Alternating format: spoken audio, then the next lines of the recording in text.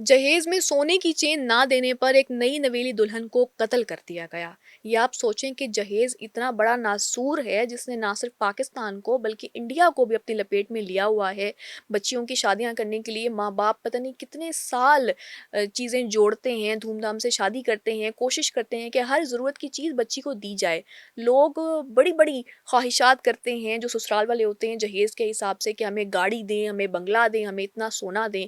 माँ-बाप कोशिश करते हैं कि वो हर चीज़ देकर अपनी बेटी को भेजें जो कि ज़रूरत के वक़्त काम आए और साथ ही साथ जो ससुराल वाले होते हैं उनकी भी ख्वाहिशात को पूरा करें। अब भारत में ये वाक़या पेश आया है जहाँ पे एक 23 साला लड़की जिसकी रवामाह ही शादी हुई थी, उसका नाम संजू कुमारी था।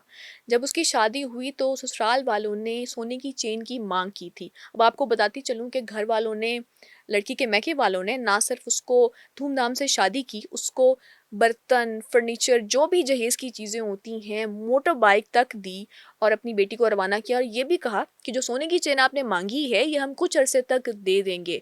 अब उसी सोने की चेन की वजह से लड़की को रोज़ ताने दिए जाते थे, उस पर जिस्मानी तशद्दुद किया जाता था, उससे लड़ाइयाँ की जाती थीं, रोज़ इसी टॉपिक को छेड़ा जाता था। इवन ये भी हुआ कि लड़की को उसके घर वालों से मिलना तक बंद कर दिया गया, उसको रोक दिया गया कि आपने अपने मायके वालों से नहीं मिलना। अगर कॉल की जाती थी तो कॉल नहीं उठाई जाती थी।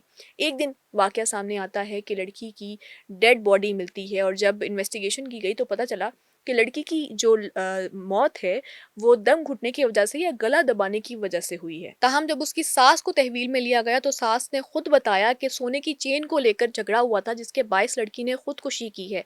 अब ये खुदकुशी थी या कत्ल था, ये अगर खुदकुशी भी है तो उसको कत्ल तक पहुंचाया गया जहेज के ताने दे देकर। आप ये सोचें कि कितनी ही फैमिलीज़ हैं, कितने ही लोग हैं पाकिस्तान में भी जो इस चीज़ से सफ़र कर रहे हैं। इतनी मांग जो जहेज को लेकर की जाती है उसका क्या इम्पैक्ट होता है, उसकी क्या वजह होती है।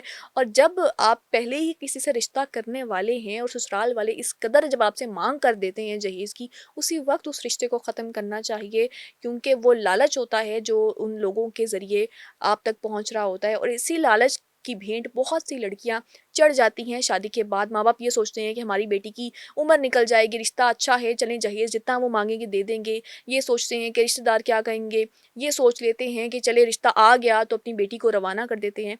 बल्कि वो ये नहीं सोचते कि जो आज आपसे इस कदर पैसों की या किसी किसी भी मटीरियलिस्टिक चीज़ की मांग कर रहे हैं, कल को वो आपकी बेटी को कितना तंग करेंगे। और ये भी हमने देखा है कि बहुत सी ऐसे वाक़यात होते हैं जहाँ माँगें पूरी भी कर दी जाती हैं तो ससुराल वालों की माँगें बढ़ती जाती हैं।